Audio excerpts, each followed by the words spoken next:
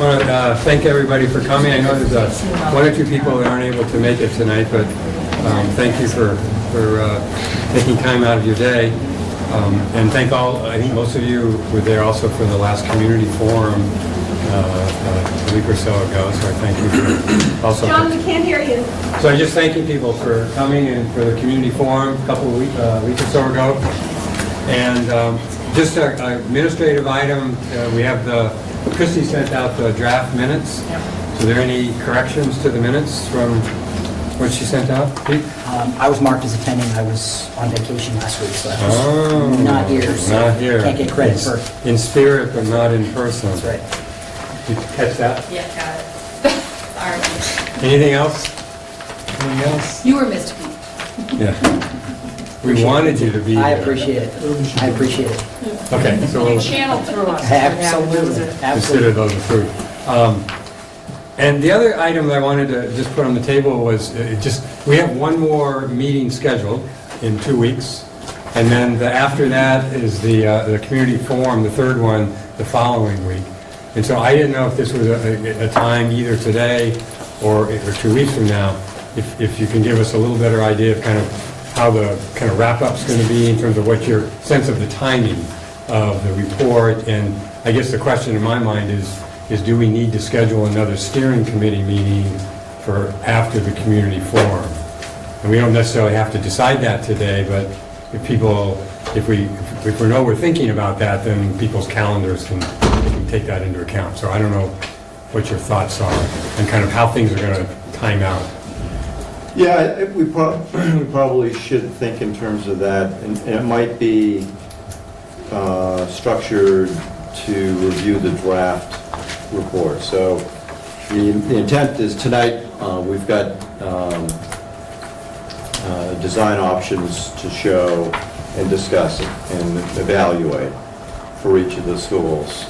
We'll take that information, refine them based on what your feedback is, et cetera, and then sit down with our cost estimators early next week. Get them to develop cost models for the refined alternatives, and we'll bring those back at our next meeting. And then with that, get feedback from you as far as do any of them, of the options, in a sequenced manner make sense for a long-term master plan. Some options will probably drop off. Some options that might be of interest will stay on, and then we'll assemble those in a sequenced order that we should talk through. And it's over an X years period, so that we can then escalate those cost models up to a presumed construction start, and we'll kind of talk generally about that. Mm-hmm. And then from that, we'll be able to have enough information then to go back to your community forum to say this is where the committee's leaning, generally within this sequence of these alternates, these options. And here's just a general sense of what the numbers are. And then we'll obtain that input. We'll develop the draft report, submit it to you. There's probably a period of time that you'll want to sort of read it, digest it, etc. And then we should think in terms of reconvening and hearing feedback on the draft report, and then we'll make a final. Okay. So the community forum, I think, is on the 24th? Yes. Is that correct? Mm-hmm. Right. And so I think people just kind of put this in the back of their minds at the moment. We don't have to decide right now, but Sure. So it's likely to be 2 weeks after that or something like that? Because after the community forum, then you will put together a draft. Yeah, which, give us several weeks to do the draft, Okay. and then give it to you. You probably want several weeks to kind of fit it into your busy schedules to read it. And then let's, get together again. So that we're kind of mid-September maybe. Probably sometime in September thereabouts. Okay. Okay, that sounds good. So Okay. Sure. we'll work on that date at Sure. a later Yep. point. But just, I think that's helpful for people to kind of know where we're headed. Okay. Good, great, thank you. Do you want to review minutes? We did, to be, Okay, that was it? yeah, we're done with the minutes, unless there were any No. other changes. I didn't flag those up though. So, again, today, what I want to do is slightly review what we talked about with redistricting. And I think what's going to happen is, once we've looked at all the students, we have a couple of different maps that I can share of how we can do that. So those possibilities, I think, are going to be more developed when we get to the next phase. I think what we're going to do is stay with the numbers that we had discussed and settled on. So that's the cutoff at 400, the Lowell at 450, and the Hosmer at 500. So, two things.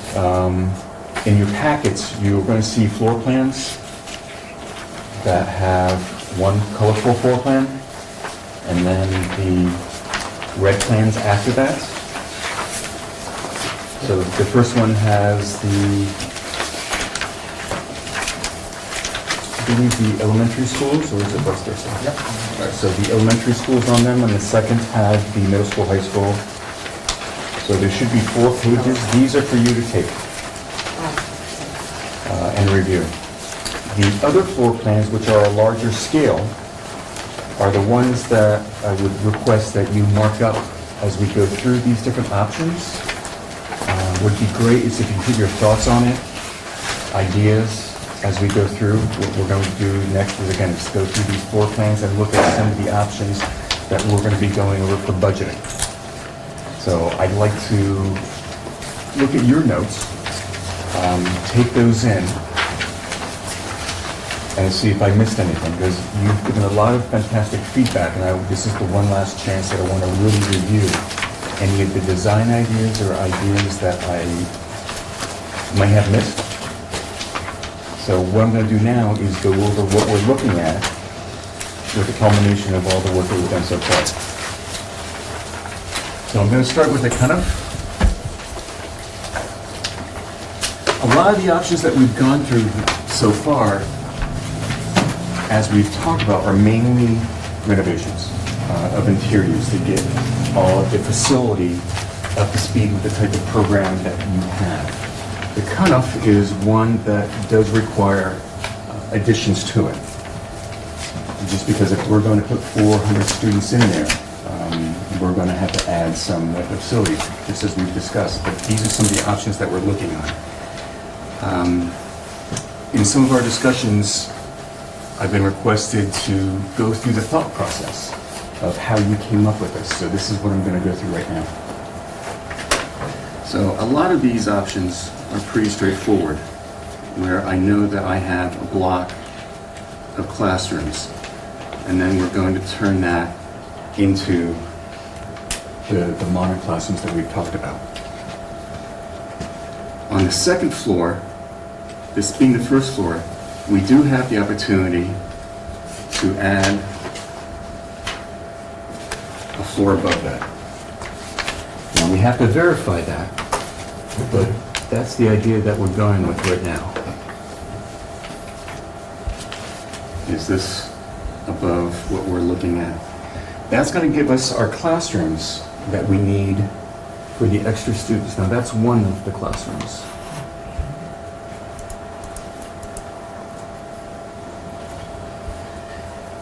We're also going to be relocating some of the offices and art room.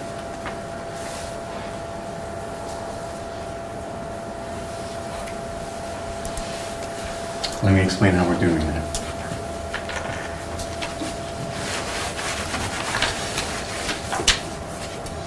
So once again, we have redoing this. This wing, we're actually going to upgrade as well. Redo some of the offices. Because one of the things that we're worrying about and want to upgrade as well is the security into the facility. We've looked at some of the examples of how to have the office look into a vestibule to be able to do that. So we want to be able to do that in all the different schools. So that's the same thing you're going to see throughout all of these plans. The arts, we're going to relocate in the one corner. We're going to open all of this area up so we can expand out the cafeteria. So now this becomes an open way through. Gymnasium is going to get expanded in this area. So now we have the larger gymnasium to support all those kids.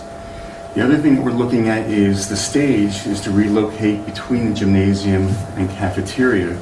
So now we can open this up into a shared area. The gymnasium, cafeteria, and the arts, one of the things that we want to do is be able to have a public and private section. So this side being public, this side being the more secure area. So we can actually use this for summers and weekends as a community supported, where you can actually have to open it up to the community for the arts, basketball, and all the other types of things that you can do. And hopefully, it's a moneymaker as well. So that means that this whole area is going to have a secure vestibule. So public, secure. One of the other things that we want to do is we know that the kindergarten and area, we're going to have to do and make sure that we put some money into the new playgrounds and have shade and shadow and more outdoor learning spaces. So that's one of the things that we're going to include is budgeting for something like that. So this is a very straightforward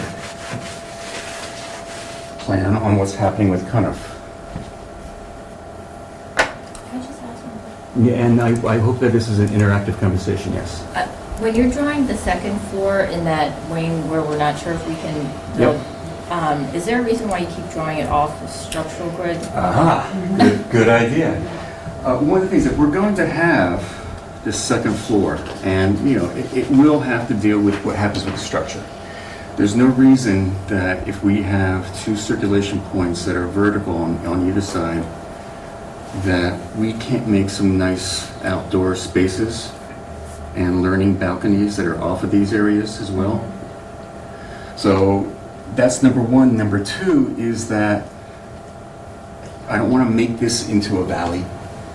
So if it's a balcony type of thing, it feels a lot better than having 2 stories where young kids are going to play. So intuitively in my mind, that's how I know I'd like to design something like that. So I'm getting useful space that is a lot cheaper outside if we do it the right way. So that's why it's outside. Okay. Quick question about Yes. the first floor. Did the library stay the same? Library, one of the things I want to do is expand upon that to put in a makerspace.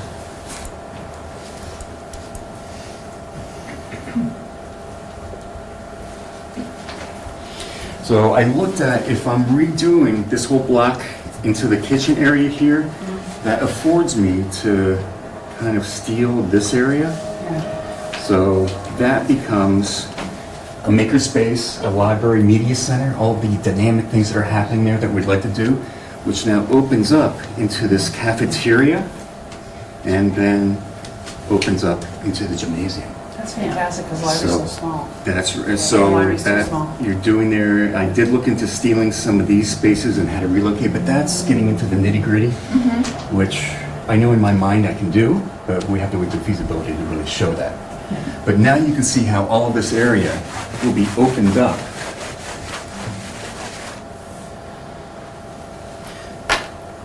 Michael, are you envisioning that the hallway through that, opening the cafeteria, that the hallway will be actually in the cafeteria? It might be.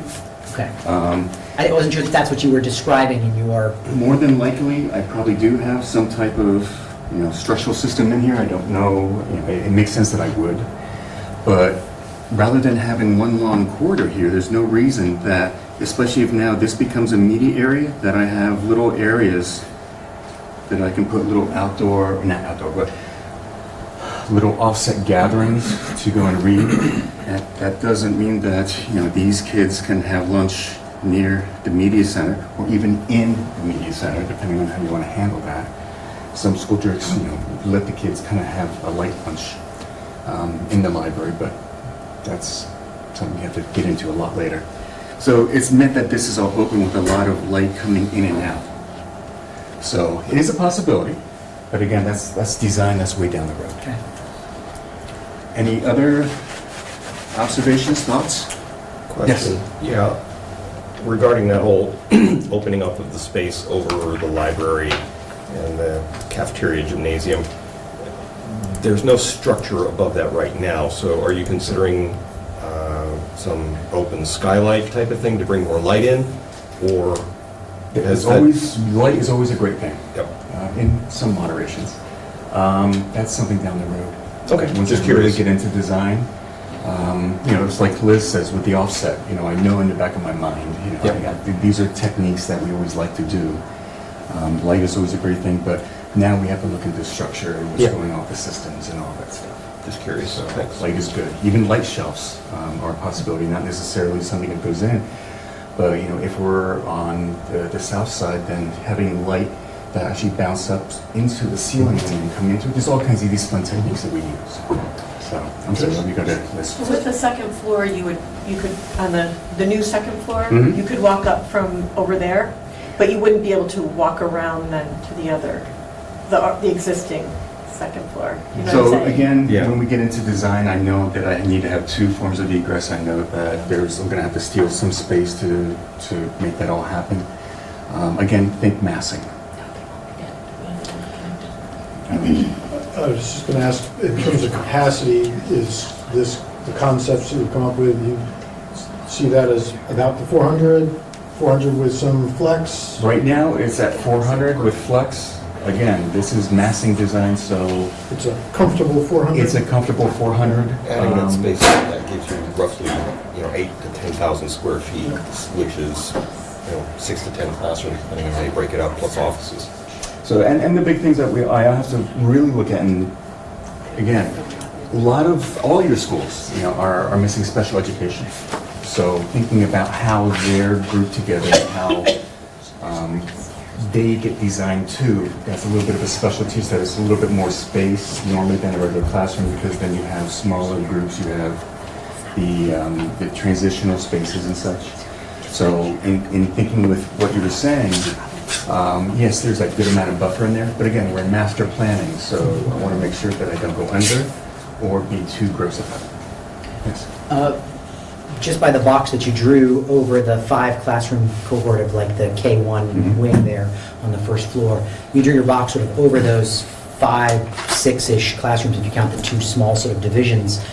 So if you're talking adding, give or take, a little more than 100 kids, the kind of is sort of overcapacity lost to music art room, I'm looking at 5 classrooms, that's 20 kids per class. It doesn't feel like there's a lot of extra flex. I'm wondering if we want to come further to the left towards where the gymnasium, to that public secure space barrier, so that you actually do get the 6 to 10 classroom space, because it doesn't, feels, at the kind of is overcapacity now. Mhm. So if you add another 100 kids, you've got to have more than just to make that with 20 kids per class, because there's no room for any growth after, you're already over capacity. So it feels like we still need to have more on that wing. I understand, but I'll tell you exactly what I did. Did you get copies of the MSBA, new MSBA?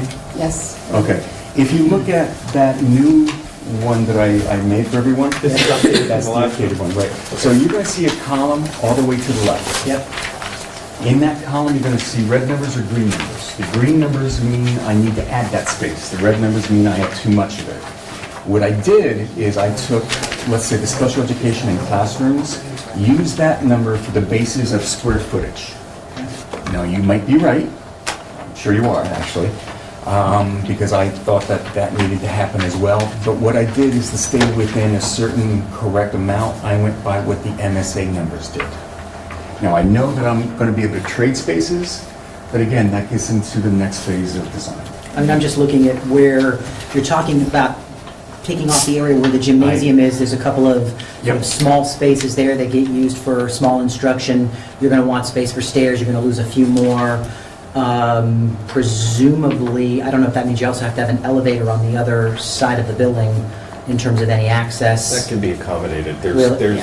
There is room for it. I'm just worried about if you're doing that you're biting out a little bit of the small spaces and as a result of going up, you lose some of the space down below. And as well. and you're right, I'm going to lose those spaces, but what I've done is accounted for it in a massing. Got it, okay. So- We're in master plan. So we're talking about concepts Got now it. and massing. So the level of detail you're getting into Yep. that's in feasibility and design. Got it. So what's really important that I really appreciate what you've done here is that you've taken a building that didn't have really any concepts with 21st century layout, where you had two buildings, one, let's say they're like this, and one was here and this one got joined, but none of these ideas that we've been talking about were ever conceived in that. It was more about efficiency. Let's get the classrooms in, let's get the hallways in. But now what we have here, what Michael presented, is there's a concept to the building with any additions or renovations. So the fact that there's now going to be a private zone and a public zone is really important. And it's going to be an open corridor, not a hallway, but some kind of learning corridor that facilitates that conversation, I think is really great. And agree. without too much intervention that Right. could happen. I'm just thinking big picture, if we're Right. thinking smaller boxes, just, again, like you say, massing, Right. big picture. I just want to make sure we're not looking at getting it just right where we're not just right now. So I want to make sure we still have that room for flex. We have lots of room for flex. Okay.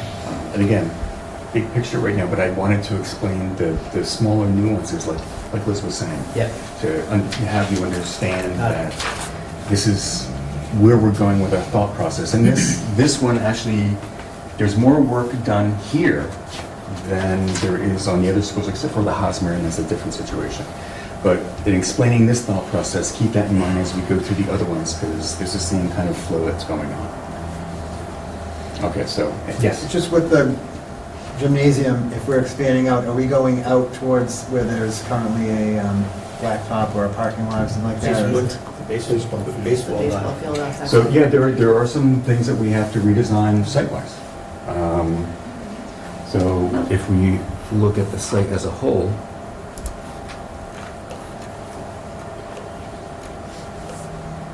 so here's the site that it is right now. I didn't overlay the actual map on it, but I know that things are going to have to be moved over. I'm trying to not get into that area where we need to go through legislation to actually get further into that park area, which is not ours. So I'm trying to be considerate of that. Also, how the parking itself can be redesigned at a minimum without trying to lose any of the parking spaces there as well. So that's been in the part of my mind. And again, this is more in feasibility, but I wanted to go through this exercise to really kind of explain where this is going. And again, this is kind of like my blueprint to explain the other ones as well.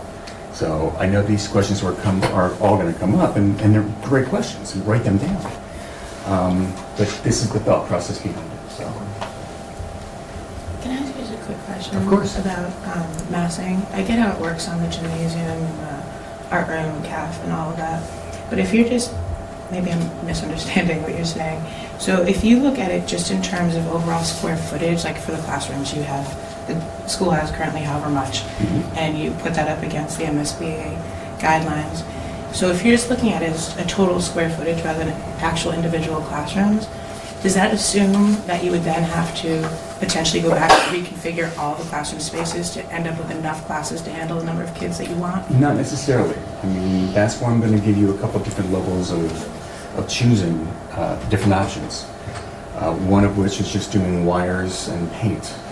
That's just doing a cleanup and trying to do, well, kind of is going to always be different. If we're putting 400 kids in here, there's going to be different levels of renovation.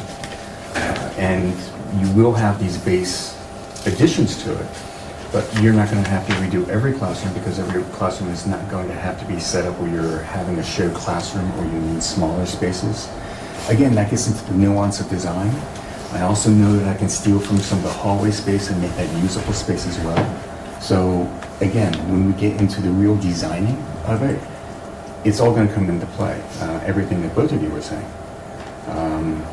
So again, massing, if we did just true massing, we would just explain it, well, this is the MSBA numbers, this is what it would look like massing-wise on the site, without kind of going into this nuance. But that's, at SMMA, we do a lot more. That's why we're trying to explain the thought process behind it, and having that experience, we know that these are things that we can do. Just because you keep saying it's when you get to the feasibility study, so I was just trying to understand Yeah. what you're taking into account when you're... Yeah, it's almost like playing chess. I'm 5 design spaces ahead of things where I should only be working on this one. So, but again, that comes with our experience and knowing what you want as an end product. Anything else?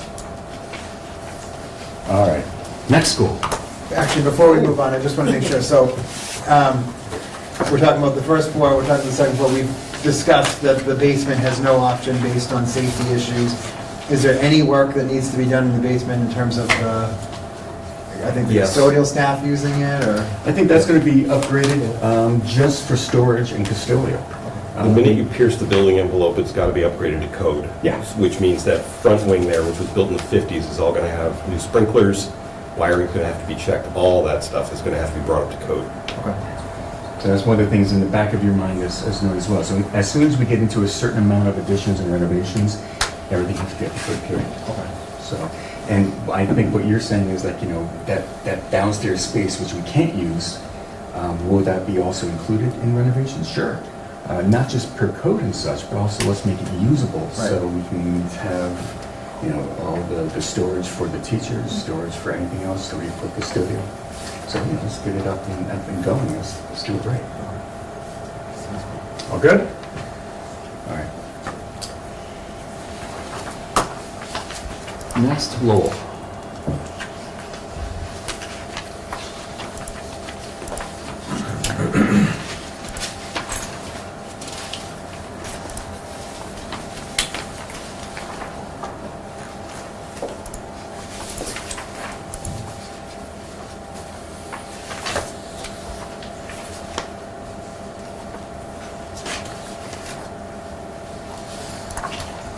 Okay.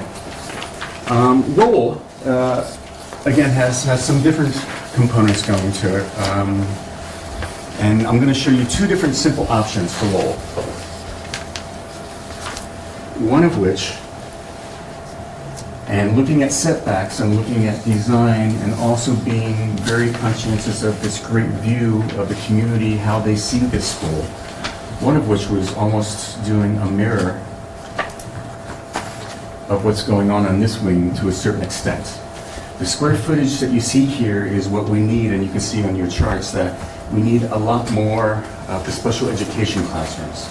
So just thinking space-wise, if we group it here on the first floor, now I also am aware that we have some topographical things going on here where we're going down and such, but there's a possibility of redoing just this wing to be able to get those classrooms up to date. The other classrooms that are here above this can be easily refigured to kind of get the same idea of what we're trying to do with the updated classrooms. Some of the other things that we're looking at is your cafeteria space is actually one of the other things that are lacking here. Your gymnasium meets size, but I have another option for that as well. So if I increase the cafeteria, rework it where I have the kitchen and relocate that, then I can fit it into this space and actually get more classroom space.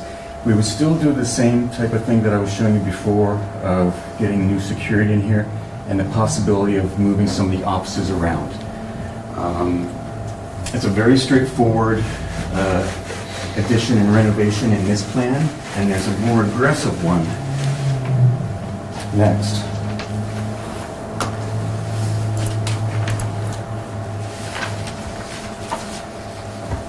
That does this now.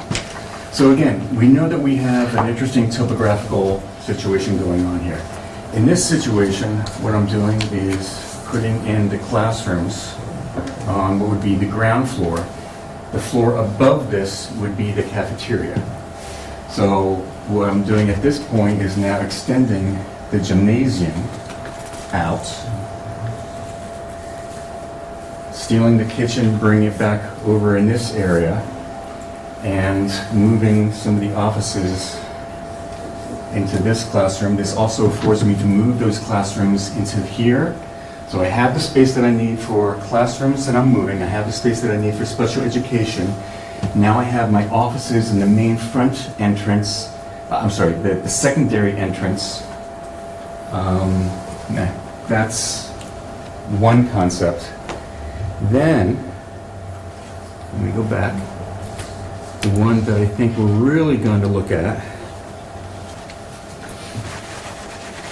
and this is what I want comments of. Once again, doing the same idea, classrooms in this area, cafetorium up top, gymnasium gets to extend. Now, this is what I feel is your main entrance. Okay? So the only thing that we're worrying about here is that we do have our elevator and our support things here. This, I think, has enough space in it to actually rework so we can have a bigger vestibule and make that a safe entry. There's not a lot of finesse that has to go on trying to do something like that, and you have a lot of room out front to do it. That's the direction I want to take. Some thoughts? See, this is a lot easier than the kind of... A second floor cafeteria, is that, Well, remember, seems weird. you have that strange topography. And you also have a lot of up and down between the two floors. So that's something that I have to look a lot deeper at. And the cafeteria on the second floor is not that uncommon. So if I could just make Allison's question, so because of the grade, would the cafeteria be on the top, but at the cafeteria be at the same level as the existing first floor, and then classrooms below it because of the slope of the hill? I'm not 100%, I don't know 100% yet. That's something that I really need to go and get the engineering topography component and actually see how that works. It could be it could be really nice because the classrooms, just as we did with the other, with Conif, that the classrooms can extend a lot further, and then you can have outdoor seating out there as well. I need to have my topography to actually make that work, but I know I have that difference that I can make it work so it meets ADA requirements. The nuances of that, I need to look further into. And just so you know, that school sits on a ridge of ledge. So when the new addition was built, Yeah, they had to it was blast. very difficult. They didn't do blasting, but it was very difficult. And my garage is like 2 houses down from that. When I had new footings put for the garage, just 2 feet down, they hit ledge, and you can see it poking out on the front lawn, Okay. the other bits of it. So it's, and even the people who live in that house, the first house there, just renovated it, they hit ledge when they actually tried to put a new water line. So going down Could be interesting. very So challenging. maybe we don't go down, maybe we kind of actually build kind of on that same ledge, but build up and out, which makes another terracing possible. Remember, these are master plan type of Yeah, ideas. yeah, but I mean, that's intriguing that, and then to have sort of the two wings balance the, Sure. Because we did look at, whether or not, just coming off with an addition here, which we actually probably hang even more high in the air. We have to look at it cost-wise.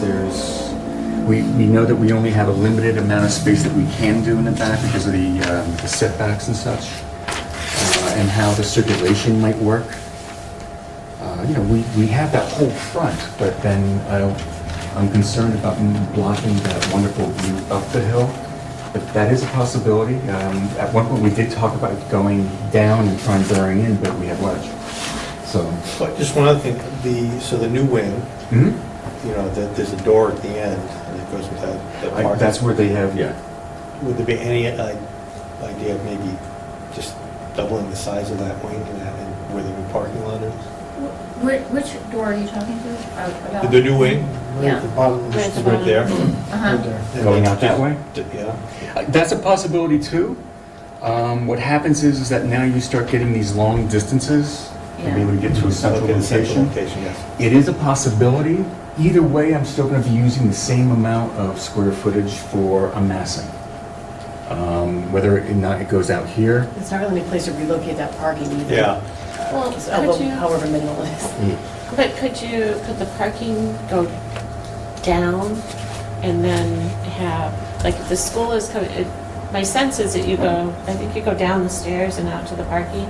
And so if the parking just, could go down another 3 feet, could the could a school be coming out on top and, you know, sort of the parking be like a carport underneath?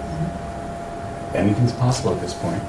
But again, for the exercise that we're trying now, we're just looking at what we have for the amount of square footage that's new, highly end renovation, and kind of a lower end renovation is kind of the numbers we're looking at. And do you have any conceptual drawings of, like, I'm trying to imagine looking up the hill from Orchard Street at the school with that extra piece, and I'm not good at visualizing it without somebody drawing it for me.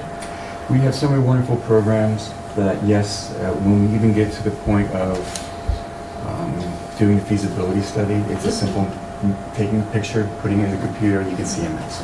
But that would be for feasibility. It just feels like, you know, when you talk about the really beautiful look up the hill, Sure. and people like to drive by and see that, and then the view down the hill, it seems like there'll be more people like me who will want to know, well, how do we know that you're not going to make it look ugly? Of course. I would not blame them for asking that as well, but that will be the job down the road of showing you not only it goes what's inside, what's on the exterior, how's it balanced massing-wise. So we did give it some thought, and this is one of our thoughts. And this works with the program size and the circulation at this point, so that's why we kind of see it in this format. Yes? I have two questions about relocating the cafeteria and expanding the gym. I didn't get the sense that the gym was undersized, and, you know, certainly correct me if I'm wrong, but, so I'm not sure about that. And the other thought about moving the cafeteria is that's making it pretty remote for deliveries and things, which strikes me as one of the things the cafeteria does get a lot of, you know, taking the food in and trash out and all that type of stuff. You know, over on that wing would be pretty remote from, you know, street access. Yes.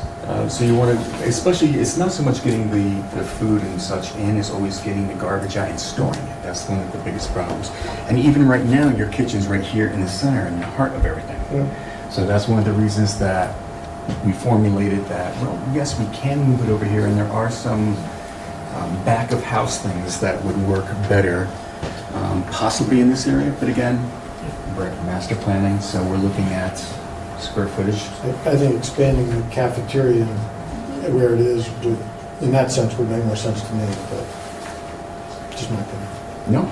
I also had a question about that gymnasium, because it is big, and obviously coming over, so I guess what's sort of the justification for wanting a bigger gymnasium? Is it more public space use? What is sort of the thoughts on how that would be used? Because basically I'm stealing some of the space here that I know I can relocate, and then also get different kind of, we're also looking at the possibilities of having just a gymnasium in this instance being used as a public area.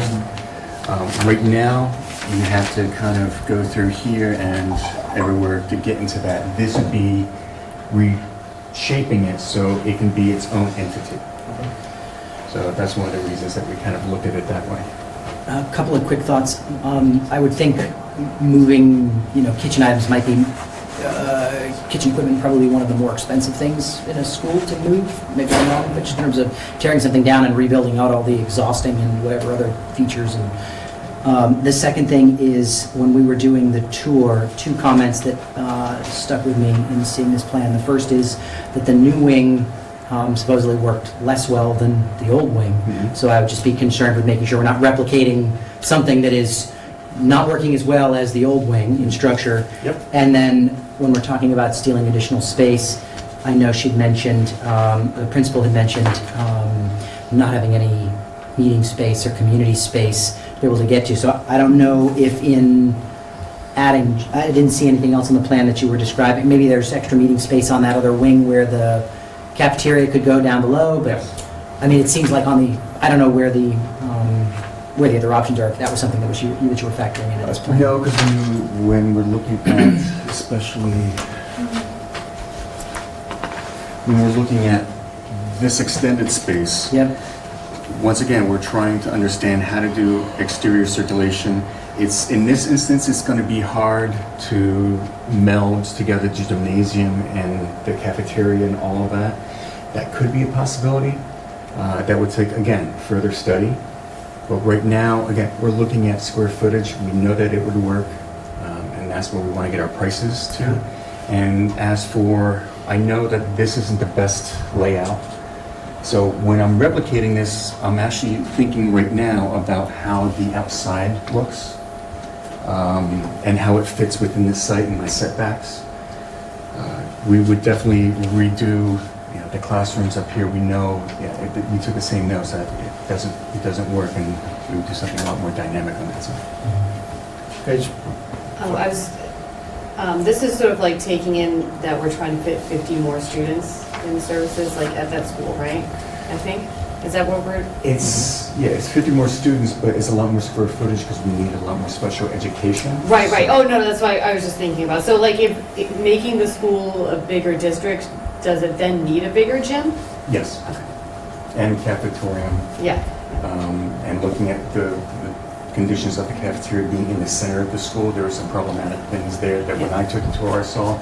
So yes, moving some of the vents and everything is not such a big deal if I'm putting the kitchen on the outside wall, but this has inherent problems in it already, so that would be fixing one. So two things. Unlike all the other schools in Watertown, see the northwesterly property line? Mm-hmm. There's 3 two-family houses there. Right. They're directly above the school. Every other school, there's houses are separated by a street. This is the only one that actually has Backyard right there. backyards right there. So that new wing, I'm wondering about the side yard setback and the sort of the massing of that against, whatever houses are there. So this is one thing that is going to be touchy for the neighborhood. No, and thank you for bringing that out. That's something, again, we want to seriously look at when we get to that point. And just the other thing is, right now, the gym, this gym is rented out quite often for public. The entrance is not through the main entrance, so Okay. that little corridor there that comes from the gym down to the main corridor.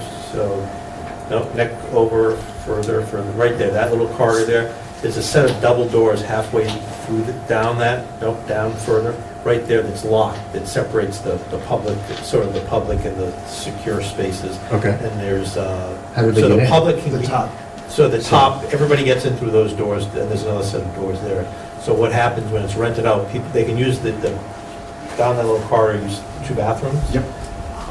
But that is then separated from the rest of the, so the Okay. people who are renting it can't get into to the building. That's a good point.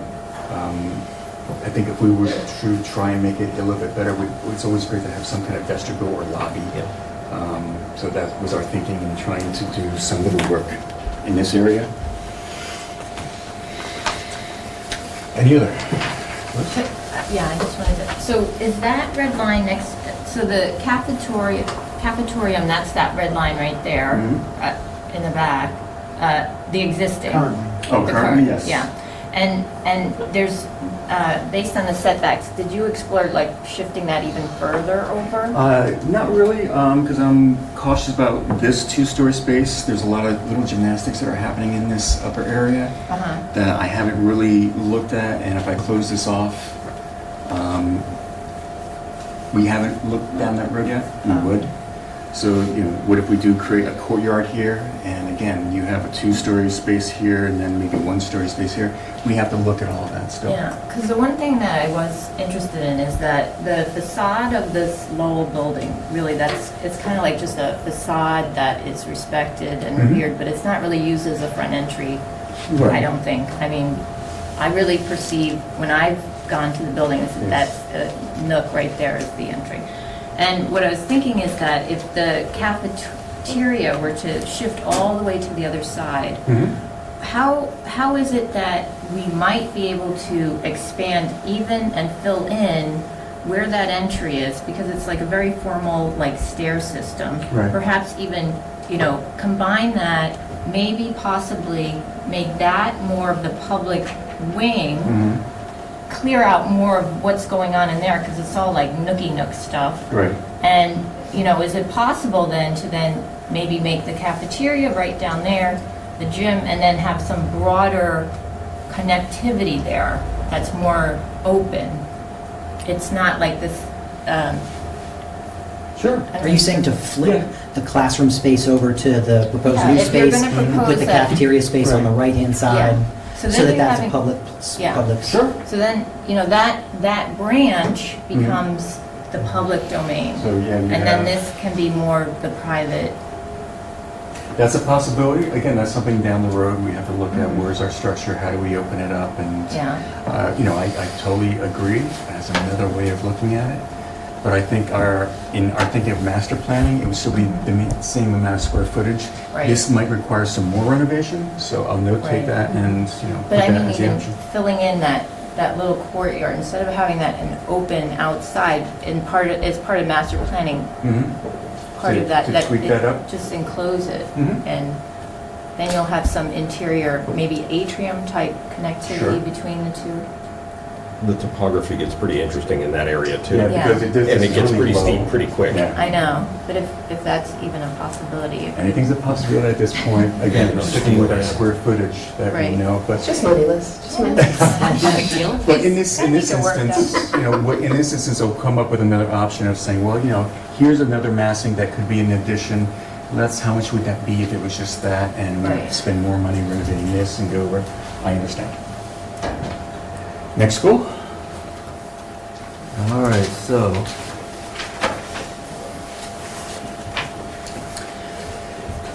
This is the interesting one, Hosmer, and this is one I could really use some more feedback on. Even though that we're reducing the population here, which is great, because then we can gain more classrooms for special ed. This is one of the schools, again, that we need more special ed in. So some of the thoughts here are,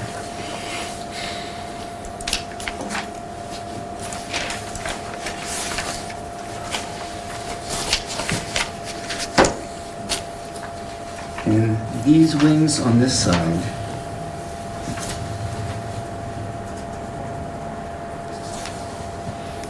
I'm in the wrong plan, excuse me for a second.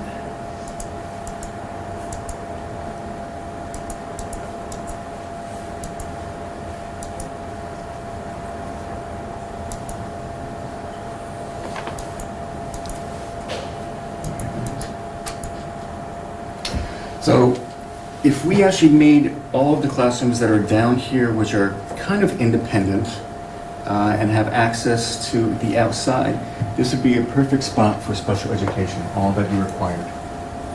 So that leaves us the other classrooms to renovate. Yeah, And I'm sorry, I'm confused. Can you tell me where the streets are?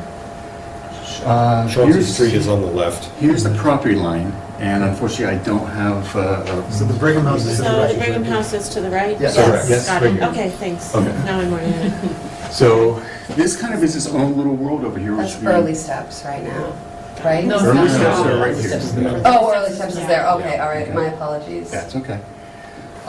So just getting to special ed, again, if you look at the MSB list, and we need a lot more special ed, for some reason this kind of fulfills that. Now, that's just one idea. The other is to redo, once again, the entrances. So this being our main entrance, we have an interesting kind of compilation of all your office spaces, and it kind of, you can see how it was a bigger space and got broken up as the needs required. If we clean that all up,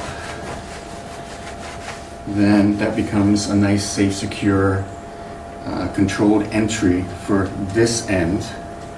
And then you have your preschool, and then down this long hallway, you have your gymnasium and everything else that happens, and your auditorium, which hasn't been used in how long? Any ideas? Pretty infrequent, yeah. Okay. So, some of the But possibilities it's not heavily used, not at all. so some of the Is possibilities, it used for? Yeah, it was just renovated, it's used all the time. It is, But there's all kinds, as you know, there's all kinds of spaces around there that aren't the long hallways getting to it. But yeah, it was, yeah, They had a new AV system. that's what I mean. Yeah, okay. That's a So- little different than renovation, sorry. Well, To us, it was renovation. It's a big deal.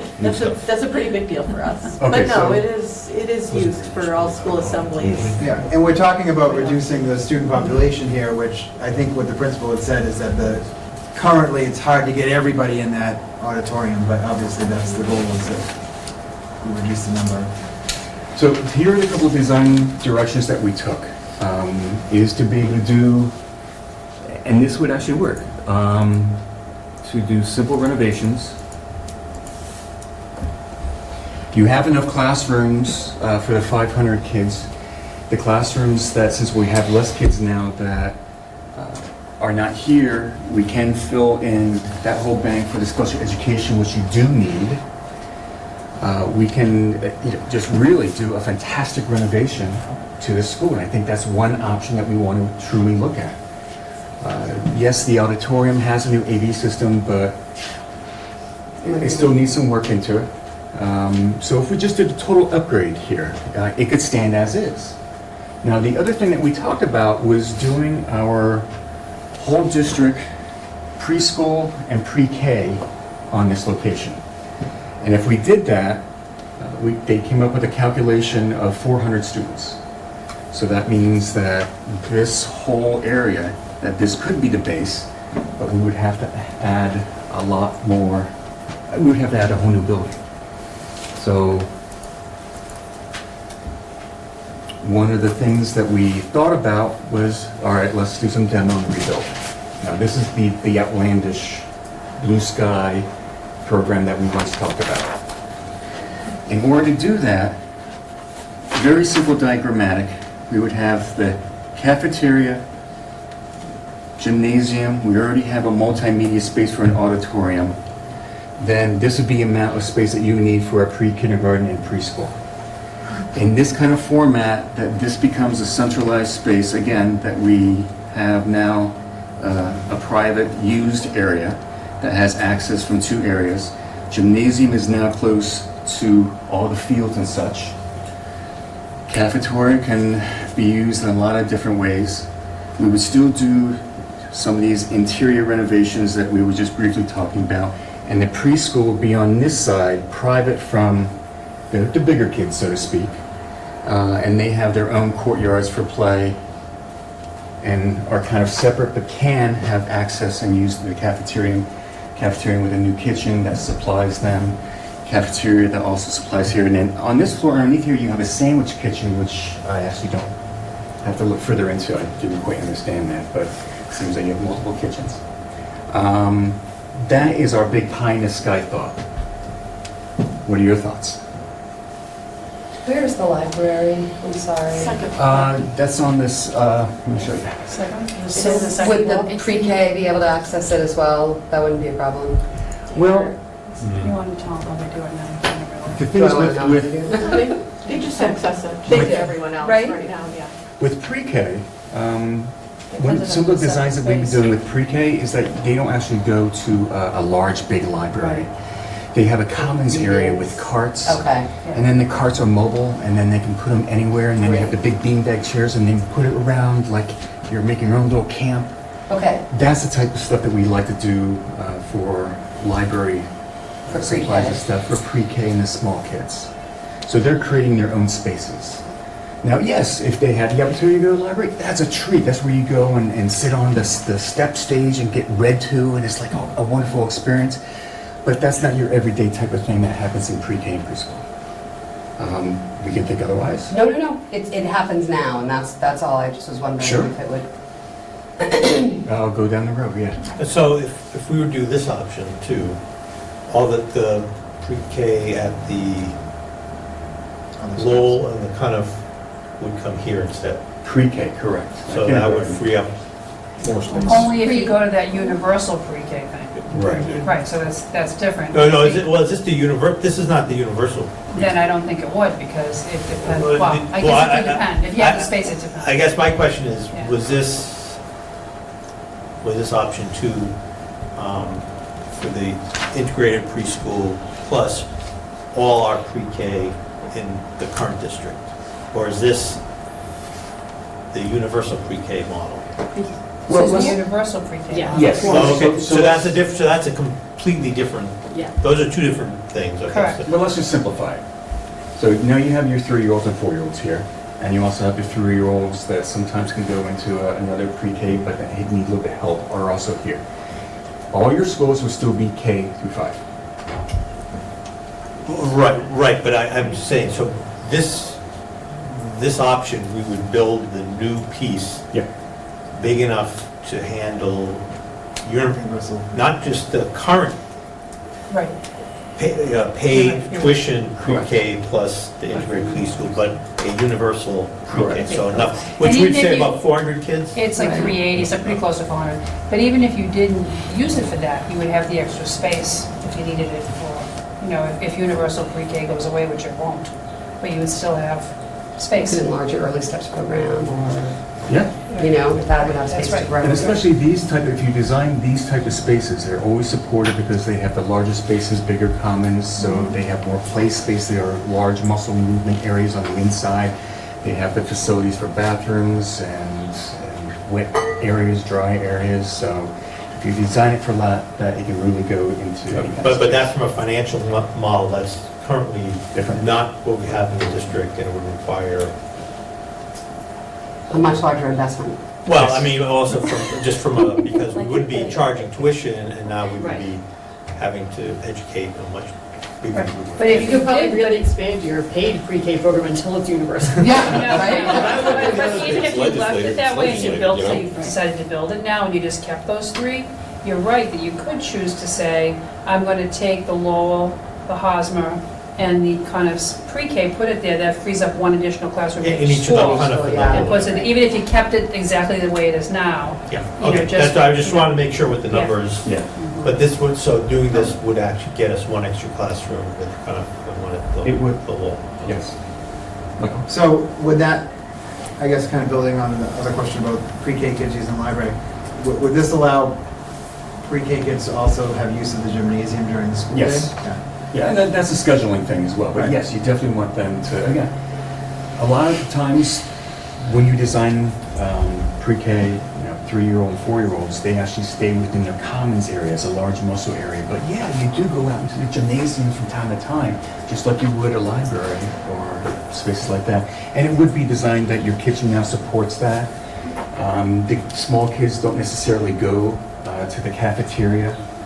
So normally food is brought into them. But again, there's a lot of different models that we'd have to talk about in order to get there. But this would be the square footage that we would adhere to for 400 kids. One other quick question is the second gymnasium, that smaller gymnasium, I think it might be connected to that sandwich kitchen? The, It's Yeah, it's that over there. unused Yeah. In there, gymnasium. this is like a multi-purpose room, yeah. Okay.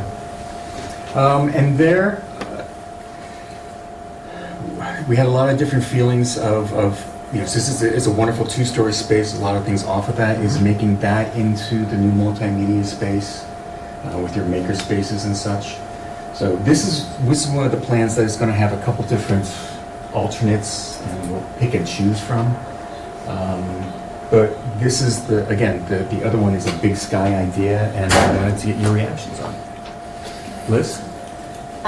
So the first option to me is, the renovation of what's already there, which is, Everything. Yeah, just renovate. which would be great, but Yeah. still would be problematic in certain ways. The second option I like a lot better because there's 3 very clear conceptual zones. It's very clear what is happening operationally at each school. It seems to give a lot of flexibility, and it gives the school actually a clearer identity. That's what it does not have to me right now. It lacks that. So I like the option 2, and it seems like it has a lot of potential built into it.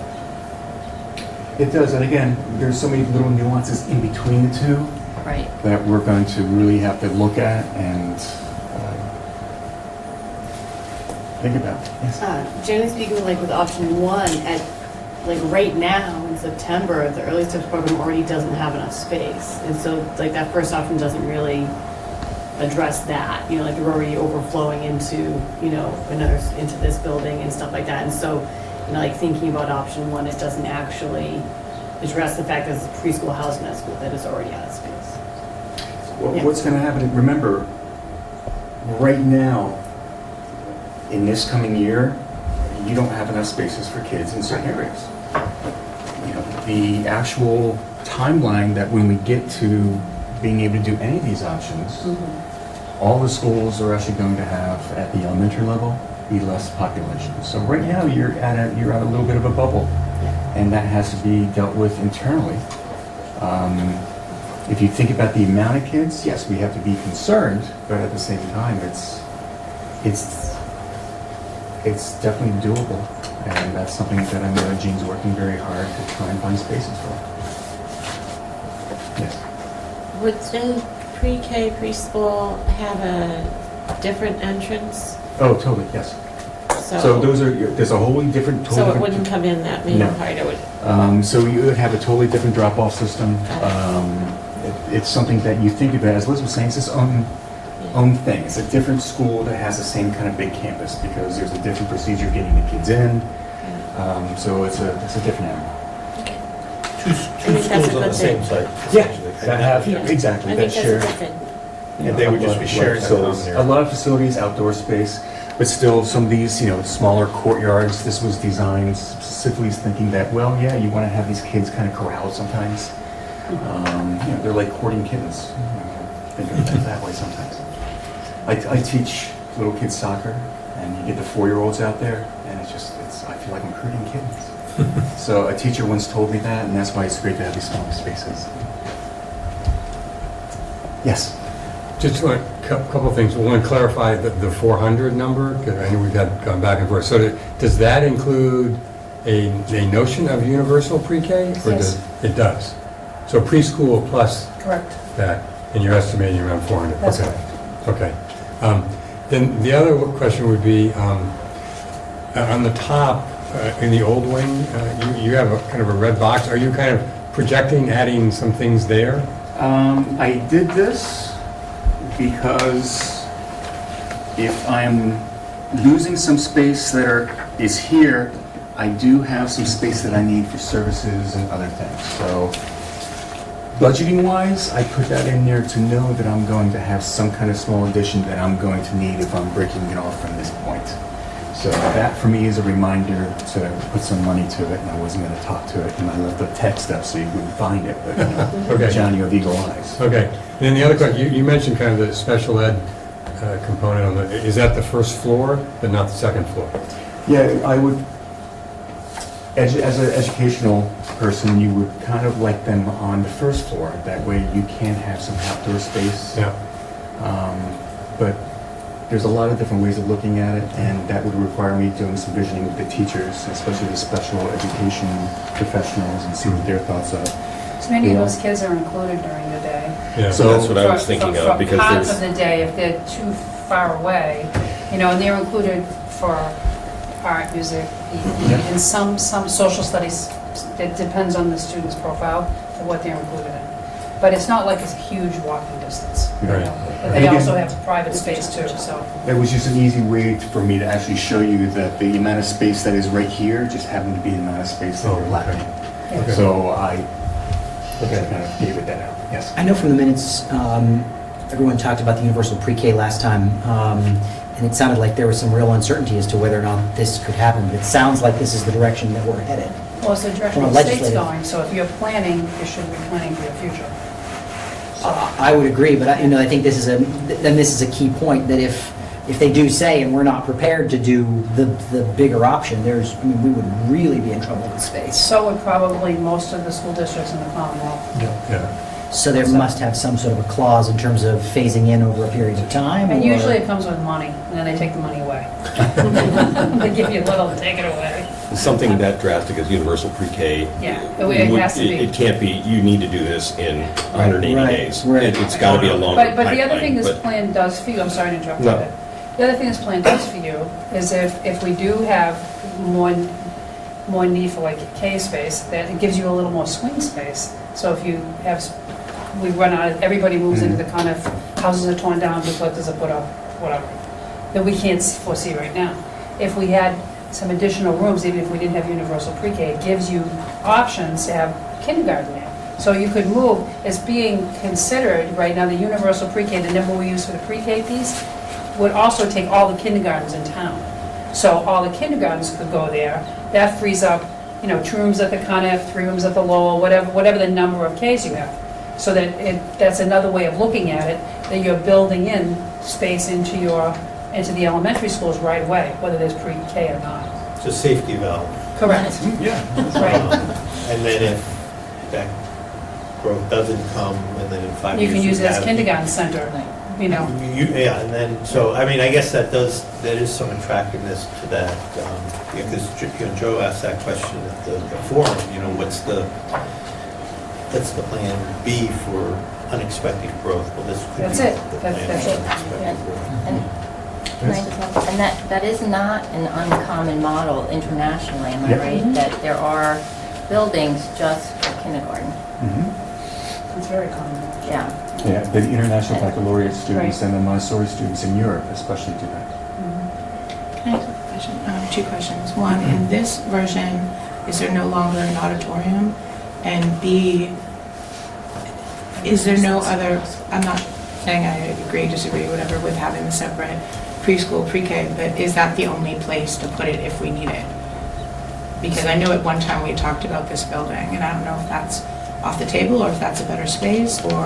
Well, that would be state-of-the-art space. And I think that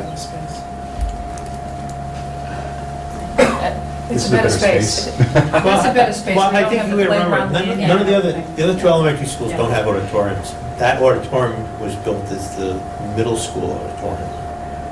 So it was never intended to be an elementary school auditorium. And I do want to, I want to amend what I said, so I used it's whenever they need an auditorium, that's when they do use it. But it's not used all the time. Like you said, it's not used anywhere near. But it as does much as give it a would common be. space that the other schools Yes. don't have, That's right. so they're not able to have, like at the kind of, correct me if I'm wrong, but I don't think they can fit the whole school. No, They go to not the cafeteria. cafeteria. So they go to the And cafeteria, they're really so. scratched. Yeah, goes it's to the tight. And but at least they have a place to go, right? And then, like you saw at the kind of, that space that opens up between the two, we would do the same type of thing here. We see this a lot in Europe, is that you have these spaces that can open up. And the other thing that they're doing, mainly at the high schools, they're doing black box theaters. Yeah. And this can actually almost be something similar to that, with it's in a black box, but it's on a center stage. It's almost like theater in a round. And I'm getting way ahead of myself. So that's the only option you're going to show for preschool, pre-K at the hospital? Right now, yes. Well, we're also trying to reduce the size of Hosmer pretty significantly Right. in it, and so that gives us something to do with that big space that is no longer going to be part of the school. I mean, for me, like looking at this kind of separation, it really feels like it makes Hosmer feel like a more reasonable and community space. Like Liz had said, it kind of separates it into these parts, and I look at like that floor plan for the school, it's like, wow, so that kind of feels like an elementary school was before, it's just sort of this sprawling kind of setup that felt too big, so. Middle school? Yes. Middle school and high school, believe it or not, are relatively easy. So I'll review each one of them, but the middle school and the high school both have a lot of space that can be easily renovated and updated. One thing about the middle school that we found in particular, and we have one pie in the sky idea with this as well, is that we looked at the entry space, how it works with the auditorium, the cafeteria, the kitchen, this gymnasium space, which I know is used every once in a while, but we wanted to kind of concentrate on this. Again, you get the idea of the private and secure spaces. Gymnasium has its own entrance, so that we felt was pretty good, except that, it wouldn't be nice to have a lobby with that, so I'm just going to leave that as that. So what we were thinking, and again, I'll go back one. So if we start with this lower gymnasium area, and think about the space above it, which is the Library Media Center, and knowing that there's already some thoughts about, in this upper area, the Library Media Center, about reconfiguring that. It'd be great if we could have a multi-story, multimedia space that has the library, maker spaces, and art spaces. One of the obvious things is that all the outdoor areas out here are never utilized. There's some problems there. And again, it's the same conversation we had. There's acoustical problems, there's shade and sun problems. Those can kind of be handled. So one of the things that we were thinking is that it would be great if we could redo that whole area and make it into a true dynamic library multimedia makerspace. So then we took it a little bit further and wanted to look at all the other spaces. So if we renovated this area as the makerspace library, looked at the cafeteria and really redid that, and then looked at the main entrance and how it's controlled from up there with the main office and such, and how this is really a great space when you come in. We wouldn't touch that, but there's so many different things that we can do here, much like you saw at the Conniff.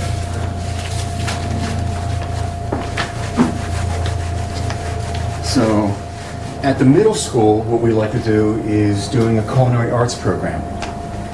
So, and at the high school as well. So here, we're opening up the kitchen, we're reworking the kitchen a little bit, we're opening up this cafeteria, and now you have this one space along with the auditorium that has that central flow. It's connected to the rest of the school that goes around the ring, and reworking it that way. That's a massive interior renovation, but a very dynamic one. So we were looking at it, taking it that way, because right now... So you would do away with the auditorium, is what you're saying? No. No, Great we also auditorium. like the public, that So- space there.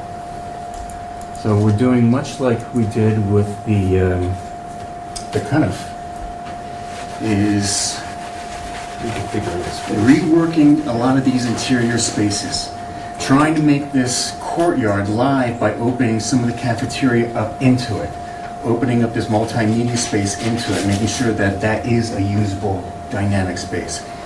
It does have this really nice entry here. We wouldn't do away with that, but we would open up some of it to the main office, so we have our secure point here. That's what we're looking at to do there. And everything else is the same type of ideas that with the classrooms, upgrading them, getting some of them to open up to each other, have some common areas. So that's at a different level of renovation that we were talking about, which is pretty much throughout all of the schools. But this would be a really dynamic interior renovation. Thoughts? Quick question. So you said you want to make the courtyard space more usable. Do you mean taking the space away from the courtyard to make the interior space more usable? Or do you also think that they'll get more use out of the actual courtyard? Both. So taking some of the space away, but when I'm talking about that, I'm talking about, and that's not even necessary. We were just looking at square footages at the time.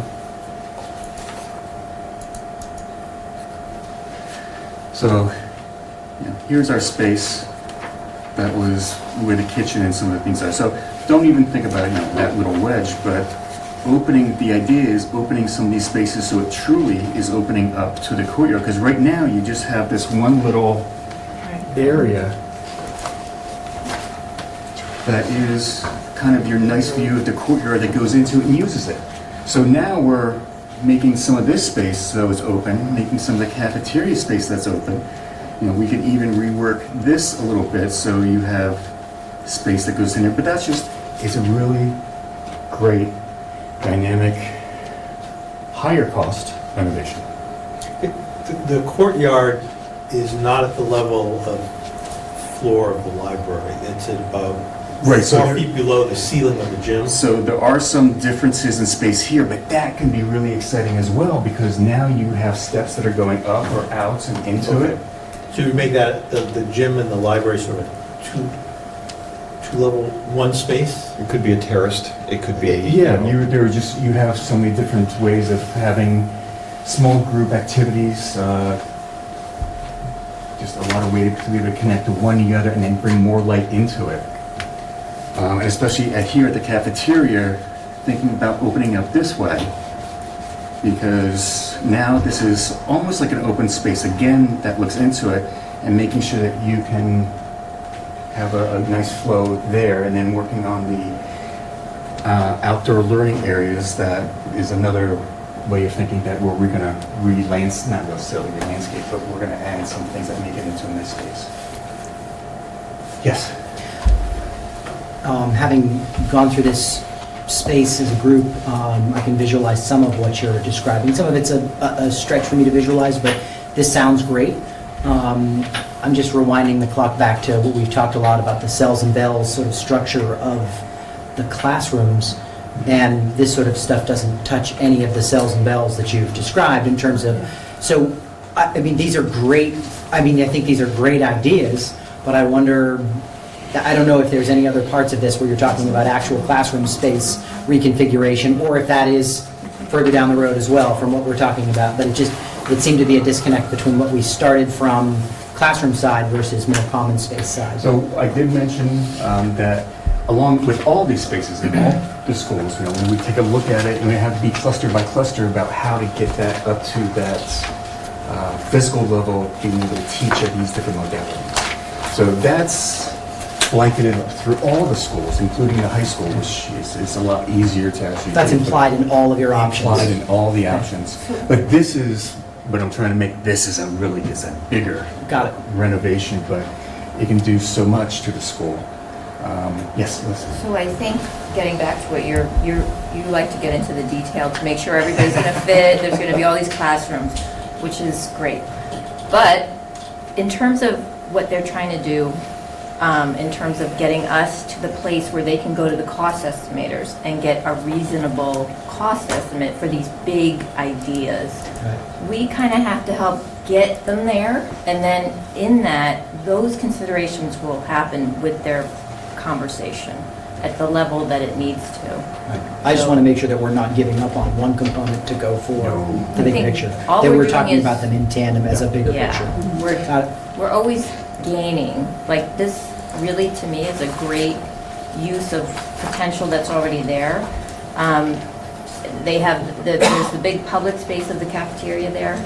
We have this, funny gymnasium underneath the existing library, and to be able to take that and make it more public and more usable, and then also activate that courtyard, which is very peculiar, because every time I go into the office and I look out, that little teeny One door. right. one door Corner thing, angled door. which can never really be actively used, Right. So other sad. than the way it is used now, which is a symbolic art. The cow, I was doing the same thing. That's the potential that school. That's where we put all the Really herded make kittens. And in terms of big picture too, Chemo had mentioned, I don't know if it's Chemo. No, he's not. Chemo had He's not mentioned here today. filling He's in in Scotland. the courtyard as an alternative option for additional space and pushing all the way through, worrying that the courtyard space was not as functional because of noise issues with the classroom around. So I don't know if that's part of, he would probably know better than the rest of us in terms of being there day in and day out, what those needs would be. But I don't know if that's something we're taking off the table or filling in the donut. If you On the first if floor. you fill in the donut, then I'm not suggesting we do that. He brought that up in No problem. a passing. you have no light, Okay. no air circulation. At least on the first floor in terms of. But yeah, I've got classrooms. But now you're having a second floor just looking down at a roof, even if it's a wonderful green roof with skylights in it and such. Got it.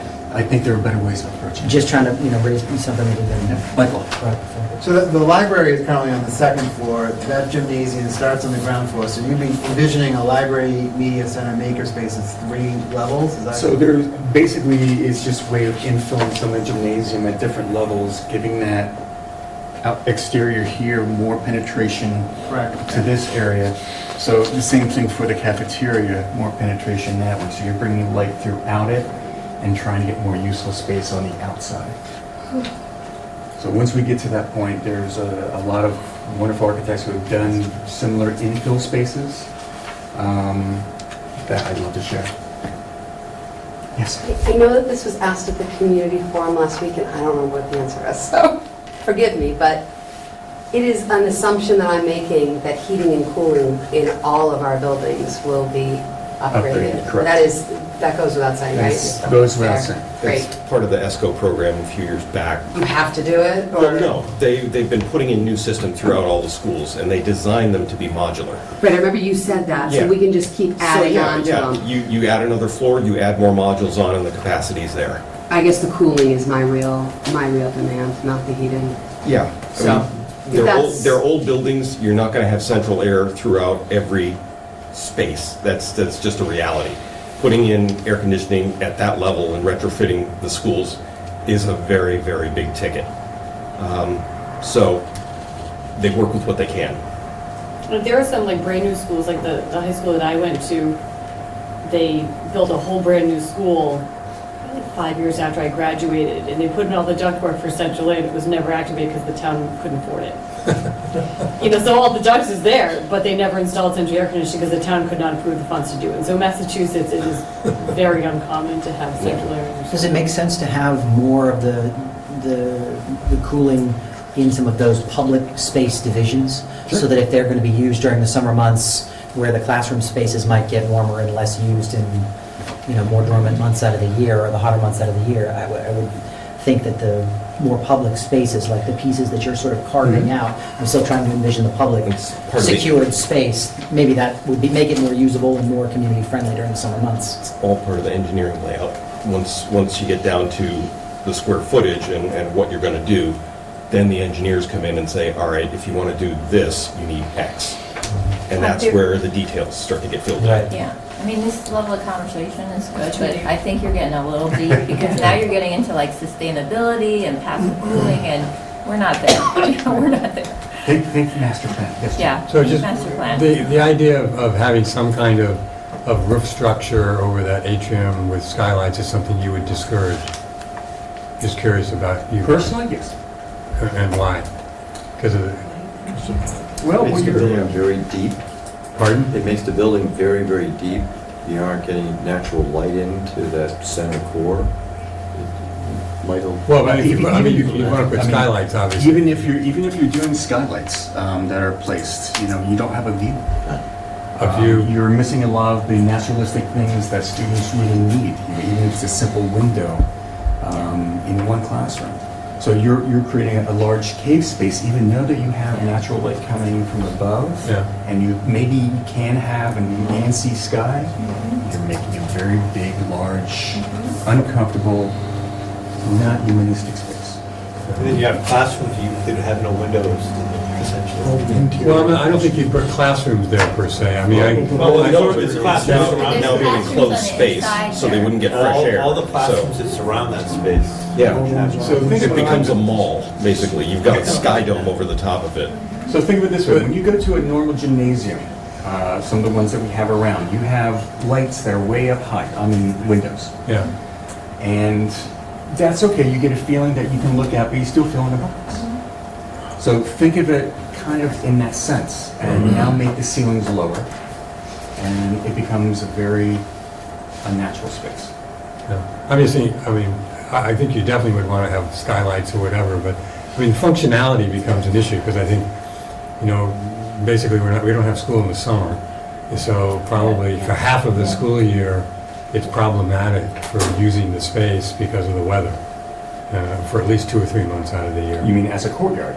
As a court, for any, if it's got a foot of snow in it or whatever, for 2 or 3 months, it's not going to get used.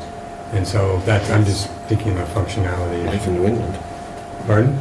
Life in New England. Well, I know, that's what I was trying to say. Are there ways to have that atrium area be more functional? Atrium as a courtyard, not enclosed, not with a roof, not with a type of roof that we're used to. Fabric structures, but you still are outside. There's a lot of things that we can do for sound attenuation, shade, but to make that into a one big space that you're in the middle of is not the feeling of comfort that you want to have in an educational space. We found it. Okay. I I guess I had similar thoughts though.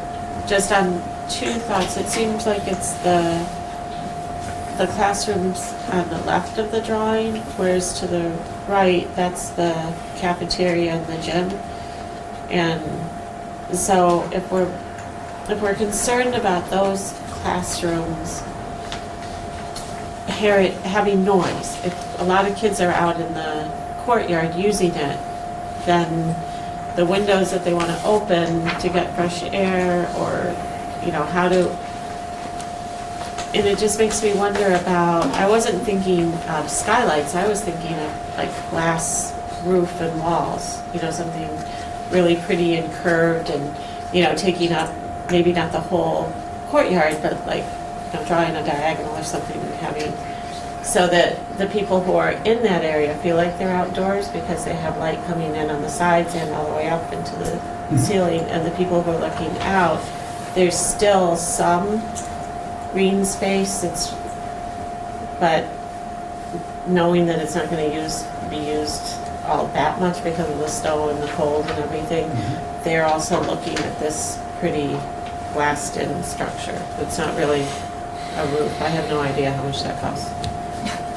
The high school sort of has a structure that's like that, and suppose, according to one of the people I was talking to there, it just gets so hot because of all of the sun beating in it, they can barely use it. No, that's not good. So again, when we get the feasibility design, we'll have a lot more poignant answers, but the amount of cooling that you're going to use just for that little space, even though it's in kind of this cave, you know, having that sun at the top there. But again, master plan, we know the amount of square footage that we want to do if it's for a total just renovation as it is. And then these pie in the sky ideas, that's what we're going to look at. So ease less. One last question. I don't know if this is, again, feasibility and stuff, but right now the middle school doesn't fit together quite right. Allison, would you speak up, please? I said, I don't know if this is a feasibility issue or if this is something we talk about in the master plan, but the way the middle school is put together right now, the two wings are kind of offset by half a floor. Are going forward, are we stuck with that? Or is there a way to creatively, I mean, there's a lot of ups and downs and arounds, and people get lost trying to figure out where the heck they're supposed to go. Well, Can I just say, so I think one thing that is really lacking is wayfinding measures, and it could be color, it could be graphics. I think a lot of the confusion is you go up a half a flight and everything's white walls, and your brain is not really adjusted to that. So I think wayfinding measures can really help, and that could be change of color, you know, change the color of the stair, you know, just many things that are options that are not really expensive, but could be implemented. And you know, that change in level can be, we can accentuate that and make it an exciting thing because you're now transitioning from one to the other. There's a lot of different ways that we do the interior architecture to make it really, as Liz is saying, the wayfinding techniques. And even having a bigger space here will give much more relief to what's going on to the other parts of the school. That's another way of looking at it as well. I mean, in what you've written there, or drawn there, I think you have two different, actually maybe three levels. The entrance level where you walk in, and then you go down to get to the cafeteria, and then the gym, or the old gym and the library is on kind of another level. This goes That down. is, yeah, so you have three that you'll have to navigate. Well, two levels, but yeah, there are. Yeah, but you know, that to you might be a bad thing, but it could No, be I'm not saying it's a bad. I think not a bad thing, but a challenging thing. But Yeah. it could really make it an interesting. Yeah, no, I agree. Yeah. I agree. Because what's happening is that when you're going through the space now, rather than it being the hallways that we saw, now you can actually look down and look up into different spaces. Yeah. And that also gives you the freedom to look out into the courtyard and see what's going on there too. So we're trying to open it up. Question for you in terms of overall structure of this plan. Obviously not part of the master plan. Is it part of feasibility in terms of doing, like, to Chris's point about sort of visualization, one of the things that I thought going through the high school and how underutilized some of the spaces were, I could visualize somebody sitting in a meeting like this and looking at the space top down and saying, oh, that makes sense. But then when you stand in it, it doesn't really make sense. So I'm wondering if it would be during the feasibility phase that there would be some sort of internal sort of Like, this is what it would look like standing in the space, to give people planning for this space a good way to visualize and say, this doesn't make sense, because you're going to be going down 3 levels, because until, John, you say that, I don't have the memory that that was happening on that picture. I don't think when you look at a top-down view, you get that perspective. So- I'm just wondering if that happens in feasibility, if that's the phase. At the feasibility or even beyond, Okay. sort of three-dimensional graphics, so Correct. spaces are, that would be much, much, much in the future. I think for our purposes, that would be really important to not replicate what we did in the 70s at the high school. So basically, you saw some of the three-dimensional red blocks that were attached to the SketchUp drawings. So in my mind, that's an exercise that I wanted to do to be able to understand the space in 3D. If I brought it up now, it would lead us off our task, because right now we're thinking about just big picture. So I'd like to go into the high school before we get any further away from our stop time. So the same things are happening here. We have a version that does just a complete renovation, getting everything up to speed, looking at some of the, like you were saying before, looking at some of the classrooms and clusters and getting them to where they can open up and they can have the meeting rooms, small group rooms, the commons areas and such. So one option would be an overall just renovation of everything. Another option would be doing the same thing, is taking a look at the cafeteria. Let me go back one. So taking a look at what's happening with the kitchen and how the cafeteria works. Now, the cafeteria is an interesting to dynamic space because it's not a large cafeteria that you would meet as a group area, but that can be nice as well. It does have this penetration that comes into the courtyard, much like the thought that you were having. So one option, just kind of do a complete renovation, get it up to speed of what it needs. A second one would be going, again, a little bit further in thinking and trying to think about how to redo the culinary arts in classroom and redoing how the cafeteria works and such.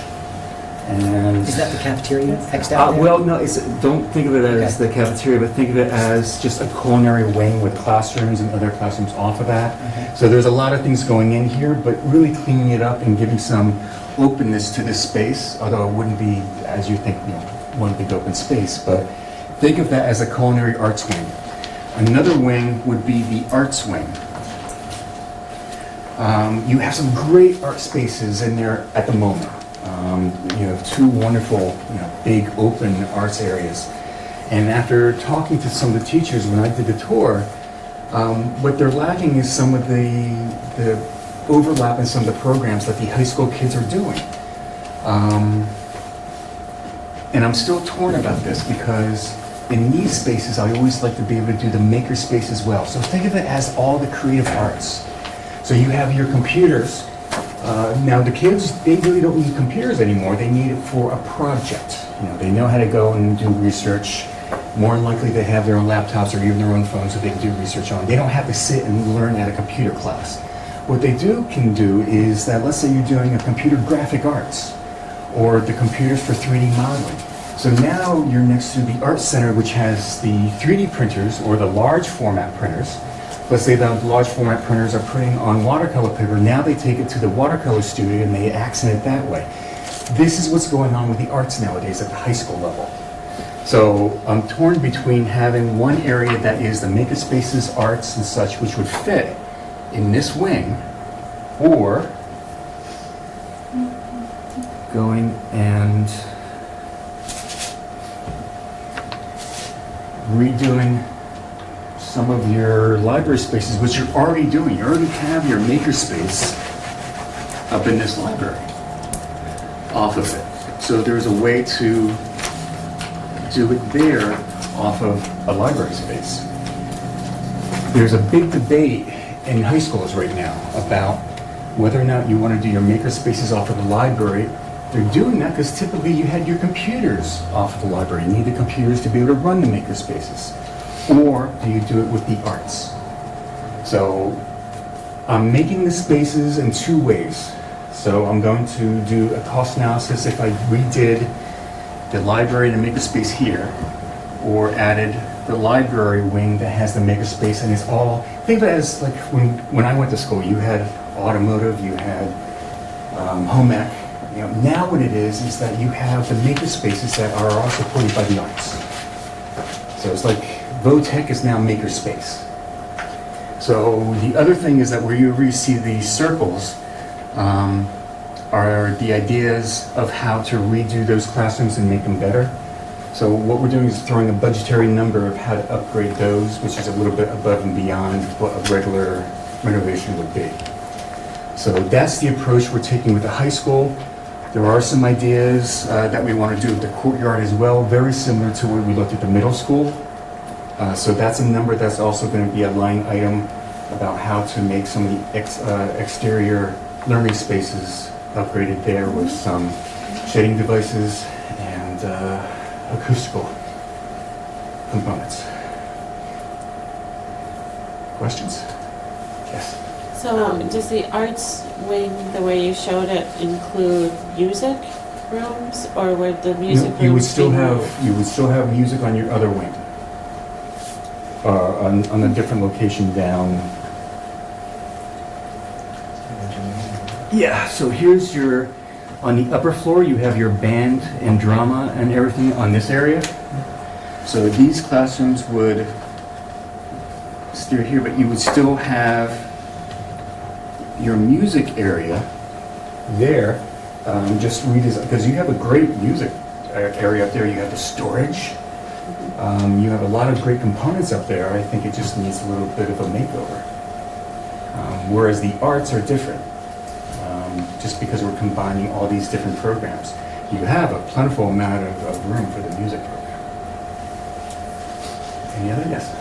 Does the high school require any more space in terms of students? Because I remember one of the things we talked a lot about, sort of this very non-educationally used automotive section in that whole wing, kind of, that feels like a little bit of a dead weight off the side of the high school. I'm glad you brought that up. We did look at that on the lower level and at this level. See, right now you have, and I'm not sure if this actually happens, you have a cooking area up here, which, you know, if you're going to have a cooking area, then have it off of the real kitchen where you can see both of them and then also serve the food. So I'm repurposing a lot of these areas, but when it comes to the lower area,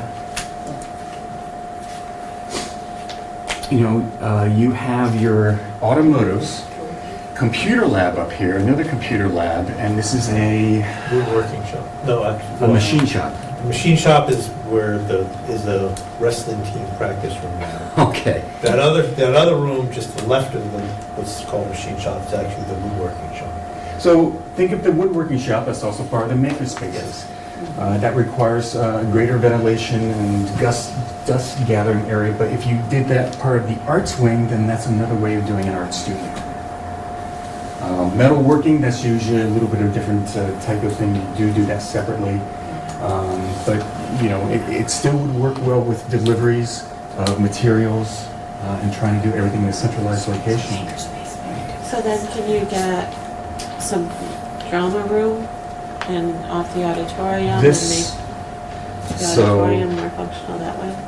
We can. I didn't look that far into that, to be honest, but I know that there was some spaces. So what happens here is that this area, this is where we kind of had we weren't sure how strong the program, and again, this would be into feasibility. Looking at how strong your choral program is. I know you have a good band program, but this would be perfect to have your choral, and then you had your band here, but unfortunately, we always like to have them together. Sometimes it's great to have them separate because of sound. It's a 50-50 thing, but that's the possibility because now we've moved around all of these spaces to either the culinary program or to the arts program. So there's a lot of space to be able to play, you know, room and space checkers in this whole facility. That second small atrium, that's kind of funny, that space, we're looking at just keeping that? The dead space that you can't get into. You mean where that overlooks the gym? No, No, the other one, that smaller one. In the atrium or here? Keep going. Up. To the left, to the left. To the left. No, down, down, down. Yeah. Right there. That one? Yeah. So we walked through there and we kind of looked at it as like, this is. It's an air shaft, essentially. Actually, I didn't look that close, yeah. It's So- the stairs are. I don't think you can actually get into that. It's just an air shaft and all the windows of the classrooms look into. I guess I'm just wondering, I'm just thinking again, like when we were looking at the middle school, is that another area we want to leave that alone because there's classrooms that get some light from that? Or, I think when we were looking at it, we're like, wow, that's a really ugly space. There's kind of weeds growing in there, and I didn't know if there was a space that there was an option. Actually, I think there's a door off the biology lab. So if it's off of biology, maybe we can do outdoor experiments there and actually turn it into a growing seeding lab, but then it doesn't get to It also has the sewer right under it, and there's a big sewer Manhole. access. Yeah. So, So you got because the school's fertilizer. built on an active sewer line, it's backed up sometimes. So I haven't really It's looked at That's a different self-fertilizing. issue. It's just, I We're have- really green here. I haven't looked at that space and thought about it, wasn't in my, at this level, but of course, that's something in feasibility that we look at all. And do you have any ideas about the lecture hall? The small one? This one? yeah. Yeah. Not really, And all the triangular shaped rooms and cars. well, it's not that bad to have, like, a lot of, are you talking about these little nooks? No, and then if you go down to if you're in the lecture hall, you go down that big corridor and then there's One of the things that we heard about the lecture hall is that it's bigger than one class, but it's smaller than two. Yeah. So it doesn't get used the way it might. And so, is there do you have any thoughts on reconfiguring that? No, actually, honestly, looking at this, because I did spend some time in there, talking to some of the students that are hanging. For what it is, I think you would not touch that because of the way that it's terraced up. And it's more of a curriculum thing that I think we need to find an educational program that can actually utilize it the way it can be utilized. Maybe it does become a choir component, I don't know. But in this level of planning, we didn't look at it to do anything with it. Any other big questions? Catwalk as is, same thing? It's funny, the catwalk is normally locked off, isn't it? Correct. So that's something, again, that I'd have to talk to teachers and the faculty to find out why. Is it problematic because the kids are getting into trouble there? Can it be used as a study space? It's open into the gymnasium, so it's kind of loud. It's something, it's kind of a wasted space, but that's something I have to look further into, and right now, that's not in the big picture. Got it. Yes. But it does create circulation problems because Right. if you're over in the math or science and you need to come over to, you gotta go, there's only one way around the building. All the way around You- and- You're usually, it's because we've chosen to close that off for safety reasons. Mhm. Maybe part of the renovation is to redo that in some way that Well, makes it more usable, whether it's think- putting like a glass wall or some other thing. I think that you look at it in two ways. You have the first floor that opens up into the gymnasium when you go through, and then you have this upper catwalk. That needs a lot more thought, and actually it's more of a procedural thing about why they're closing it off and what the students do, and the different ways of having a culture that the kids don't do that. And then, yes, there could be some architectural, physical solutions to that too, but then there's that Cosmo program. So that's a balancing act right there, because that's an oddity. I'm sorry, Michael. Any impact to the cable studio on the ground floor? Has that figured into your I think calculus at all? that just really requires a great upgrade. And again, I don't know if that's independently run, if it's part of the school. There's a mutual agreement. So- It's housed there because it's part of the curriculum. We offer, I think, 5 different classes.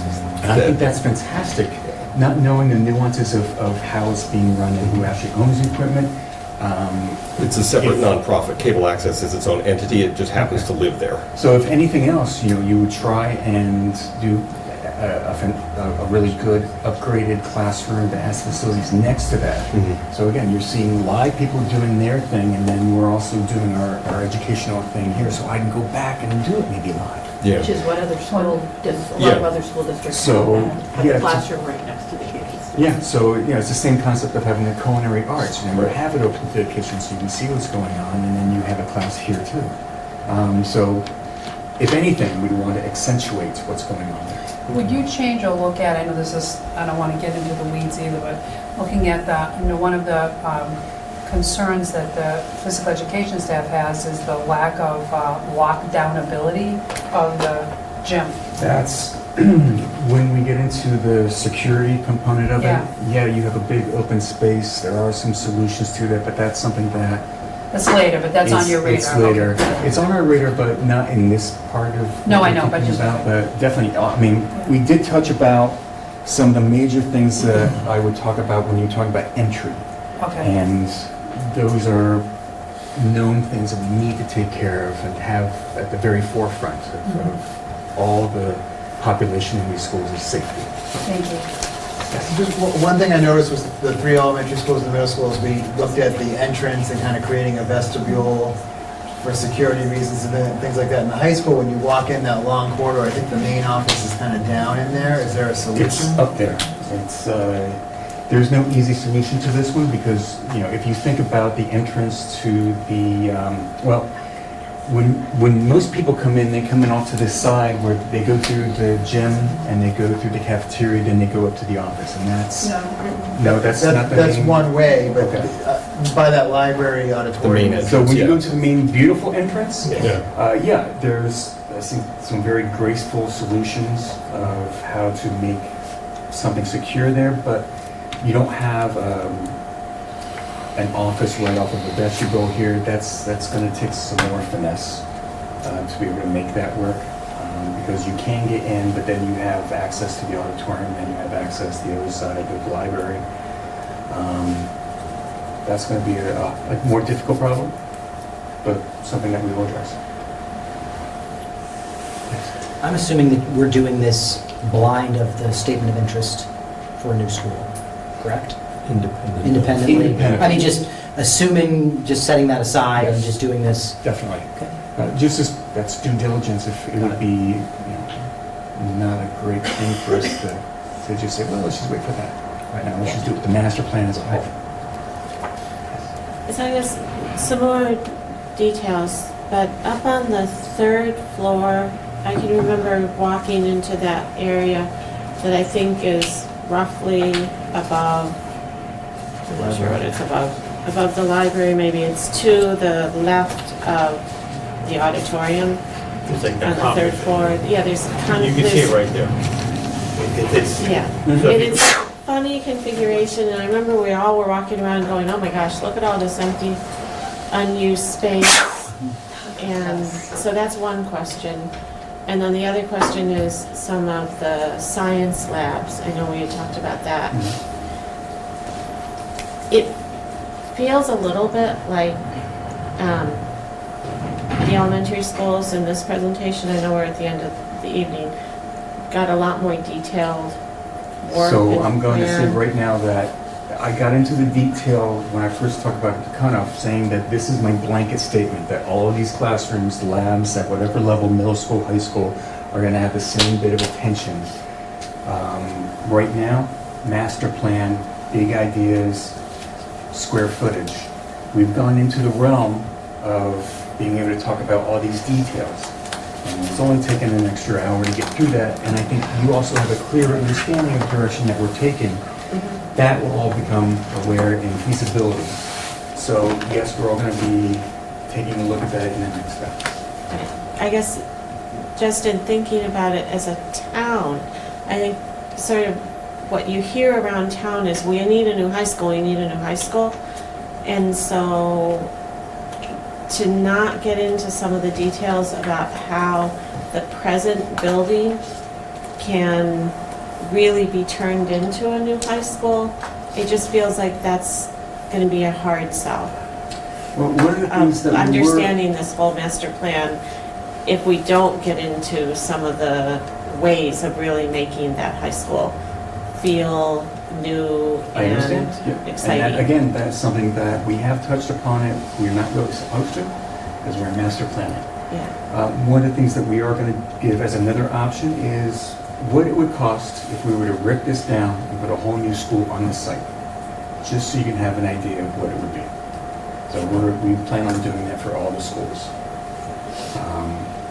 But I think right now, remember, master plan, big ideas, big spaces, no detail. Any last questions? If I get just one, so the next step, which I guess would be task 2, provide 3 conceptual planning options that meet the needs for each school.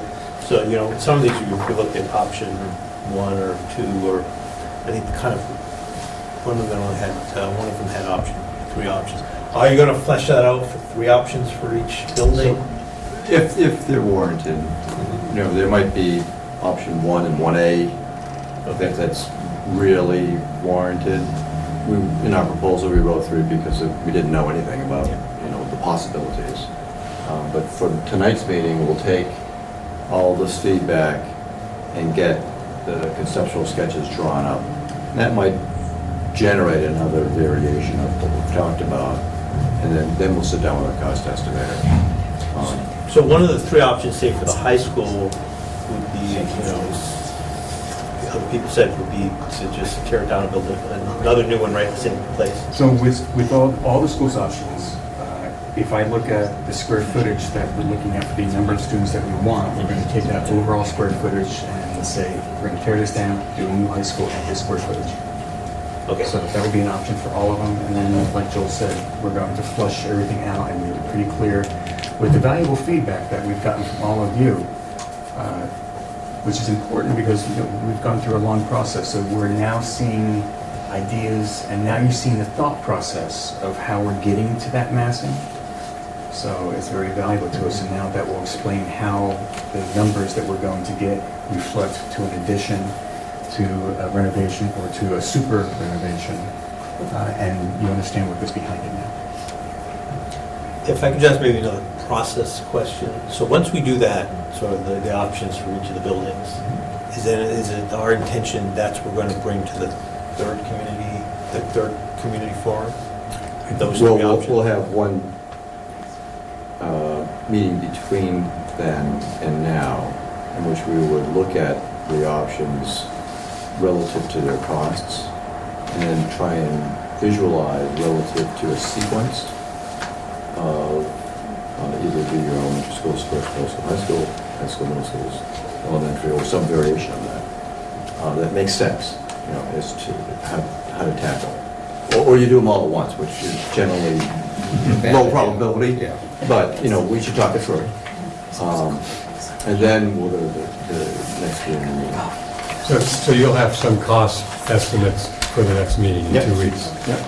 So, that's absolutely. I have one question about it. So in terms of the high school, this is basically a singular option that you're proposing here with maybe some variant to it. I think we have a total renovation, which does cover the labs and upgrading them.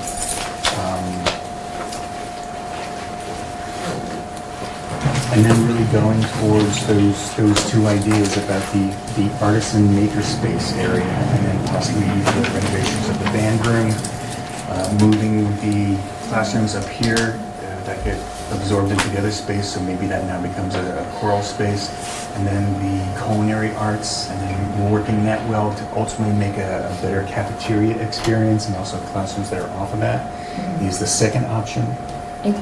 We could change some of the hallways, so you know, you said the hallways are wide. That would be one of the Would things that be that one we thing would- that you look at? Definitely, I think that's going to take a little bit more of when I say That's feasibility, yeah, renovation. but yeah. But I think that also in cost-wise, we Yeah. add a little bit more money to that, because now that we want to make some common areas that work off of some of the classrooms and include some smaller meeting areas, small room instructions and such. So in the thinking of talking to the cost estimator, then we put a little bit extra into that number, because I know that's going to happen wherever these circles are. Yeah, and will is- you add space? Will there be spaces added to the high school, or the reconfiguration of? Because right now, we're going to be out of space for the Project Lead the Way in 2 years. We'll need 2 more classrooms, and we don't have them. So because I know you're just looking at square footage. Right. So we have enough of the square footage with the way everything is now, Correct. to add whatever we need to add if you reconfigure something. Okay. I just- So what I'm thinking is. I know I'll be asked that by the building principal And that's tomorrow. fine. So I just So wanted- what's happening is that you have an abundance, you actually have spaces here that you're not utilizing. If You look at reconfigure. Right, so even if you're looking at the amount of students and the amount of hours that they have in a day, you look at that at the Yeah. week, your ratio is really low. Okay. So that's another way of saying that you kind of have to look at your curriculum a little bit and make those spaces better utilized. In doing so, we free up a whole room or a whole 2 rooms. And these are general rooms, Sure. but we'd have to look at that as well. Okay, thank you. Yes? So what I was also leading to was just in terms of the auditorium use and conceptually, would it be anything that you'd be looking at in terms of transforming it into more black box idea where, could be used more than it is? Or is it? That wasn't in my wheelhouse for this one, and I haven't taken a close enough look at the auditorium to know if we can actually do that. I So don't know if I'd have to it's say realistic, that, because yeah, it I have to say that's something we'd have to look at down the road. Yeah. But we would have in the cost while renovating, bringing up all systems up, all finishes up into that. In that cost But model, as it is now, not in Right. terms of that. in that cost model, are you also going to deal with the building, any of the building envelope issues? I know the principal had mentioned having issues with the outside walls and roof of the high school specifically, causing a lot of moisture issues in the building. I don't know if that's part of what we're talking about There'll be a here. number for windows, pre-pointing. And we're going to do that for all Yeah, five correct. buildings. Even if we were to change no space, every space was perfect in every building. Just do an overall renovation. Just a basic rehab, would the number Yes. would be built into that estimate. Okay, good. Correct. Can you just ask if any comments from the public if you want to say something? Yes. I was looking at that catwalk and I was thinking the new way, style or way of learning also is just breakout rooms or breakout spaces for small groups of 3 or 4 working with their laptops, and that would be an ideal because they could be mostly glass jutting out into the atrium area. Also, the computer lab, you were talking about moving in with in the library or the arts area, that you combined arts area. There should also, I don't think it's an and or, it's not a or, it's a, or I should say it's an or, there should be in multiple locations dealing with the automotive areas. And there needs to be a programming class somewhere too, not with the arts, so that you're actually learning Java or whatever. So that's, I know that's in the details, but that conceptually. And I was confused at what you said to Jean, because we currently are fitting our curriculum and programming into our buildings, and we don't want to do that. I understand that there might be spaces that are not optimal, but we certainly don't want to use a space when it wasn't, especially in this with this opportunity. We want to plan for like our engineering rooms that she said we're going to have, and more hopefully, different areas. So I just wanted to make sure I didn't hear that we were changing the curriculum to fit the room. Absolutely not. No, basically you're changing some of the times. Right. So if you have a room that's only used one period of the day, then that's not optimal. So it's Right. not necessarily changing the curriculum, but it's changing how the curriculum is used in the facility. Right. And I also don't want to lose opportunities also for certain classes. But that's just something for the design. We talked about secure entries, awesome. And so I was a little confused with the sped floor on the Hosmer. Was it the first or possibly the second floor? And because are those currently classrooms? So when I was using that as an example, it's just showing you the amount of space that you need for special education, whether or not they're scattered through the school. It just happens to be that would be the amount of space that you would need. If you have classrooms that are near the first floor. That's great for some of the programs, so they wouldn't necessarily be all in a line there, but it's just that's the amount of space we Well, I need was to just add. wondering if we needed extra special ed locations, then where's the offset for the rest of the classrooms? Or do we need one? I'm just using that as an example for space. Okay. That's it. Great. Okay. All right. All set? Next meeting? Thank